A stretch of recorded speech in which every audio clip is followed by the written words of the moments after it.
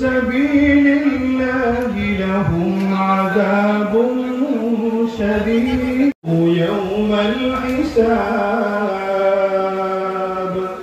তারেক রহমান দেশে আসবেন। তারেক রহমান দেশের আসার আগে কি কি পরিকল্পনা, কি কি কাজ, একদিকে দুর্নীতি বন্ধ করার ক্ষেত্রে কি উদ্যোগ গ্রহণ করতে হবে,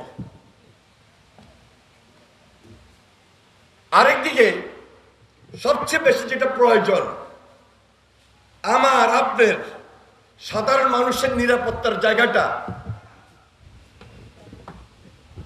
ক্রাইম এবং করাপশন, এটাকে যদি আমরা কন্ট্রোল না করতে পারি তাহলে হাসিনা যে কাজগুলো করেছিল অনেকে তখন বলবে এই কাজ তো বিএনপি করতে পারে না। এই জন্য তারেক রহমান 180 দিনের প্ল্যান নিয়েছেন, তারেক রহমান 365 দিনের প্ল্যান করছেন, তারেক রহমান আগামী নির্বাচনে পরে জনগণের সরকার, জনগণের ম্যান্ডেট নিয়ে বিএনপির নেতৃত্বে দেশ পরিচালনা করার প্ল্যান তৈরি করছেন ইনশাআল্লাহ। এবং জিয়ার স্বপ্ন যতদিন পর্যন্ত বাস্তবায়ন না হবে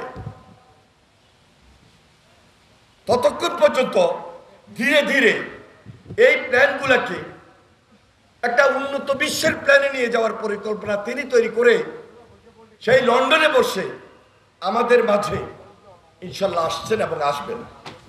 আমরা তার অপেক্ষায় রয়েছি। এখনো কিছু মামলা জটিলতা রয়েছে, তবে খুব একটা সমস্যা আসার ক্ষেত্রে বড় বাধা এখন আর নাই।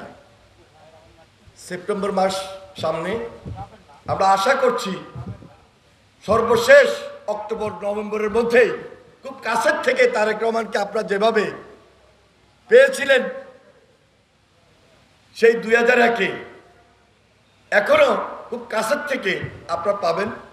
এই জন্য আমার এবং আপনার দায়িত্ব হলো যে প্ল্যান, যে পরিকল্পনাগুলো নিয়ে তারেক রহমান আমাদেরকে এখন দিক নির্দেশনা দিচ্ছেন, ধারণা দিচ্ছেন, এগুলো নিয়ে প্রায়োরিটি দিয়ে বাংলাদেশ গত 17 বছরে যে দুঃশাসনের মধ্যে ছিল, যে দুর্নীতির জায়গায় আবদ্ধ ছিল, যে একটা অরাজনৈতিক ফ্যাসিবাদী ট্রেন্ড ছিল, এই ট্রেন্ড থেকে বাইর করে নিয়ে এসে নতুন রাজনীতি, নতুন বাংলাদেশ, নতুন চিন্তা, জিয়ার স্বপ্ন, ঐক্যের বাংলাদেশ, সুদৃঢ় বাংলাদেশ, সবার আগে বাংলাদেশ আমরা সৃষ্টি করতে পারবো না। সেই জন্য প্রয়োজন সেই কাজগুলো যেটা তারেক রহমান 5 তারিখের পর বিশেষভাবে যতগুলো বক্তব্য দিয়েছেন, বিবৃতি দিয়েছেন, কথা বলেছেন, ভাষণ দিয়েছেন, বক্তব্য রেখেছেন, ভিডিও বার্তা দিয়েছেন, লেখা দিয়েছেন, social media, electronics media, print media, আর আজকালকার তো সোশ্যাল মিডিয়া সবার কাছে, সবার হাতে। এই রাজনীতিক গুণগত পরিবর্তনের নতুন সংজ্ঞায় সংজ্ঞায়িত করলেন জনাব তারেক রহমান।